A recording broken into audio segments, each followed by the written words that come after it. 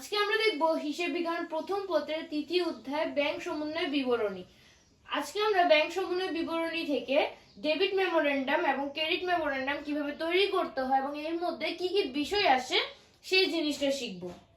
তোমাদের ক নং প্রশ্নে অনেক সময় ডেবিট মেমোরেন্ডাম অথবা ক্রেডিট মেমোরেন্ডাম তৈরি করো এগুলো আসে।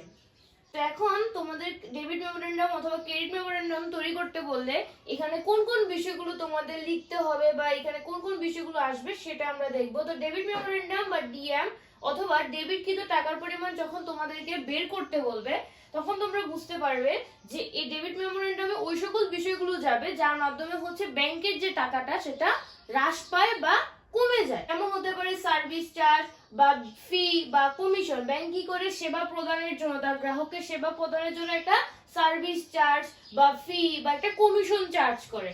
তো এখানে হচ্ছে এটা আসবে। তারপরে হচ্ছে তোমাদের এনএসএফ চেক বা প্রত্যাখ্যাত চেক।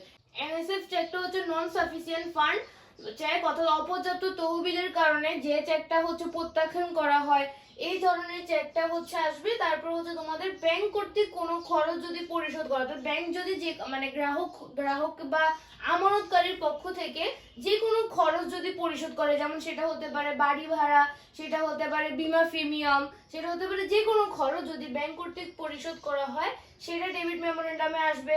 তারপর হচ্ছে ব্যাংক কর্তৃক ঋণের কিস্তি পরিশোধ এটা আসতে পারে। তারপরে ব্যাংক বিল, যেমন হচ্ছে প্রাপ্য বিল বা প্রাপ্য নোট সংগ্রহের যে ব্যয় বা আদায়ের যে ব্যয় সেটা হচ্ছে ডেবিট মেমোরেন্ডামে আসবে।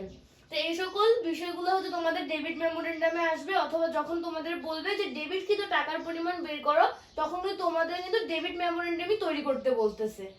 তারপর হচ্ছে ক্রেডিট মেমোরেন্ডাম বা সিএম, অথবা বলতে পারে যে ক্রেডিটকৃত টাকার পরিমাণ অথবা আদায়কৃত টাকার পরিমাণ বের করো, এভাবে তোমাদের বলতে পারে। তো ক্রেডিট মেমোরেন্ডাম যখন তৈরি করতে বলবে এখানে তোমরা কোন কোন বিষয়গুলো আসবে, এখানে হচ্ছে যার মাধ্যমে ব্যাংকের টাকা বৃদ্ধি পায় সেই সকল বিষয়গুলো হচ্ছে তোমাদের ক্রেডিট মেমোরেন্ডামে আসবে।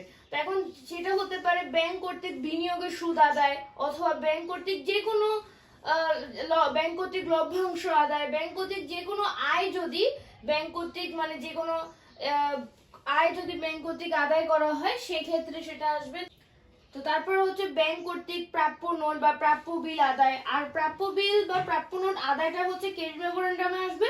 আর প্রাপ্য বিল আদায়ের যে খরচটা বা যে সংগ্রহের যে ব্যয়টা সেটা হচ্ছে তোমাদের ডেবিট মেমোরেন্ডামে আসবে। তারপর হচ্ছে ব্যাংক কর্তৃক মঞ্জুরিকৃত সুদ।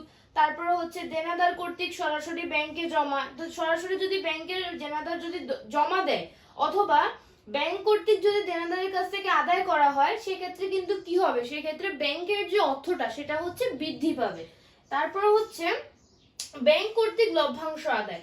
তো এটা আগেই বলছে যে যে কোনো লভ্যাংশ, বিনিয়োগের সুদ বা যে কোনো আয় যদি ব্যাংক কর্তৃক আদায় করা হয়, ঠিক আছে, সেটা কি হবে, সেটা হচ্ছে আমাদের ব্যাংকের এর মাধ্যমে হচ্ছে ব্যাংকের টাকা বৃদ্ধি হয়। আর ব্যাংকের টাকা যদি বৃদ্ধি পায় সেটা আমরা কোথায় লিখবো, সেটা হচ্ছে আমরা ক্রেডিট মেমোরেন্ডামে লিখবো। তো এটা ছিল ডেবিট মেমোরেন্ডাম এবং ক্রেডিট মেমোরেন্ডাম। আশা করি তোমরা ভালো করে এগুলো বুঝতে পেরেছো। সামনে হচ্ছে আমরা এই অধ্যায়ের আরো বিভিন্ন যে টপিকগুলো সেগুলো দেখবো এবং বোর্ড প্রশ্ন সলভ করবো।